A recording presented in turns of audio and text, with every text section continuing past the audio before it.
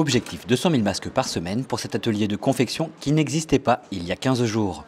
Installé à Lameno par le groupe Altaïr, il est une des pièces du projet Résilience, la mobilisation des acteurs de l'économie sociale et solidaire pour la production de masques en tissu.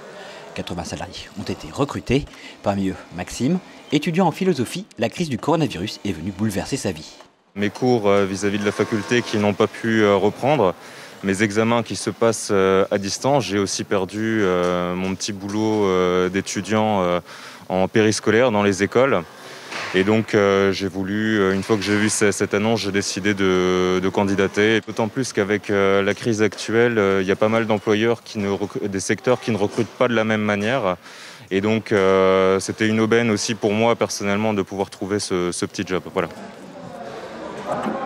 Au poste de découpe des élastiques, Nesrine, syrienne installée en France depuis 2 ans, cette maman de 4 enfants consacre ses journées à la confection de masques depuis le début de la crise. Le soir, en famille pour les habitants de son quartier et la journée à l'atelier. C'est pour les gens qui ont besoin. Alors, je continue. Chaque jour, ça me plaît que mes enfants, que le jour que je rentre, ils me posent la question, disent « Maman, vous avez combien fait aujourd'hui ?» Si je donne les chiffres, ils sont vraiment fiers de moi. C'est ça qu'ils me donnent le plaisir de continuer. Le groupe Altaïr rassemble différentes entreprises adaptées pour les personnes en situation de handicap et d'insertion pour celles éloignées de l'emploi. Avec cet atelier de confection, il réoriente son activité. Une opportunité qu'a su saisir Alexis, le jeune homme qui a perdu son emploi dans la restauration, souhaitait depuis longtemps se lancer dans la couture. Moi qui aimerais bien travailler vraiment là-dedans, ça a été une bonne expérience pour pouvoir justement avoir plus d'expérience là-dedans et peut-être un peu plus s'informer sur la réalité de la chose. Et pour l'instant, oui, franchement, c'est plutôt probable que je continue à travailler là-dedans.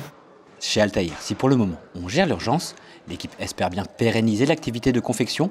Aujourd'hui des masques, demain peut-être des vêtements.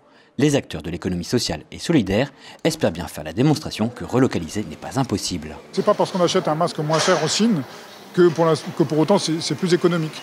Aujourd'hui, est-ce que c'est plus économique de mettre des gens au chômage chez nous et d'aller acheter moins cher en Chine? Ou est-ce que c'est plus économique de se dire, ok, le masque il coûte peut-être un petit peu plus cher, mais on a des gens qui travaillent de chez nous? Alors, je pense que c'est vraiment une question de société à se poser.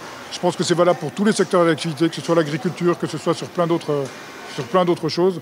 Il faut qu'on ait des débats de fond aujourd'hui et finalement qu'on se dise où est le gain final et où est le gain pour la société et pour les gens qui la composent. Confectionnés avec la matière première fournie par le pôle textile Alsace, les masques sont réutilisables jusqu'à 30 fois.